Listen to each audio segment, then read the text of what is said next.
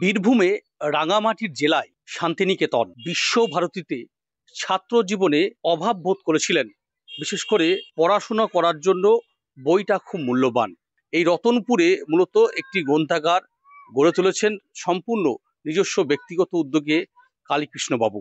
খুব স্বাভাবিকভাবেই তিনি যেটা বলছেন যে তিনি যখন বিশ্বভারতীতে পড়াশোনা করতেন কলাভবনে, তখন তিনি একটা বিষয় খুব অভাব বোধ করেছিলেন। লাইব্রেরি অনেক দূর, প্রায় 12-15 কিলোমিটার দূরে লাইব্রেরি, এবং সেখানে গিয়ে বই নিয়ে আসা, বই সংগ্রহ করা তার কাছে সত্যিই খুব দুষ্কর হয়েছিল। খুব স্বাভাবিকভাবেই এই রতনপুর প্রতিবেশী যে সমস্ত গ্রাম বা অঞ্চল, এইসব সামগ্রিক যারা ট্রাইবেল আদিবাসী প্রান্তিক যারা শিশু বাচ্চা, তাদের কথা মাথায় রেখেই এই গ্রন্থাগার খুলে দিয়েছেন, এমনটাই তিনি জানাচ্ছেন। আমি ছোটবেলায় আমরা গ্রাম থেকে খুব কষ্ট করে পড়েছি, এই গ্রামের স্কুল, তারপরে বোলপুরে, তারপর বিশ্বভারতীতে পড়াশুনো।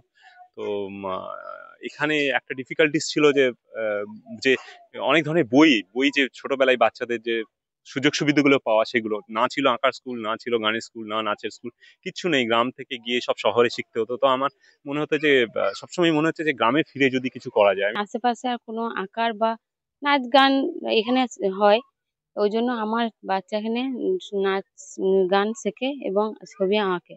হ্যাঁ, আশেপাশে গ্রামে সেরকম কিছু সুবিধা নেই, কিন্তু এখানে সৃজনে সেই সুবিধাটা আছে বলে আসে, এবং আমার বাচ্চা 2-3 বছর শিখছে, তাতে অনেক উন্নতি হয়েছে। হ্যাঁ, আমরা মানে চাইছি যেন আরো উন্নতি হয়।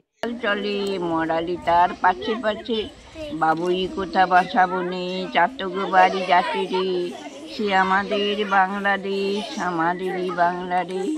কোন দেশের দুর্দশায় মোরা সবাই, কোথায় মোদের পিতৃ পিতামহের চরণ ধুলি কোথায়। আমার শহর বোলপুর থেকে মনা বীরবংশী, কলকাতা টিভি।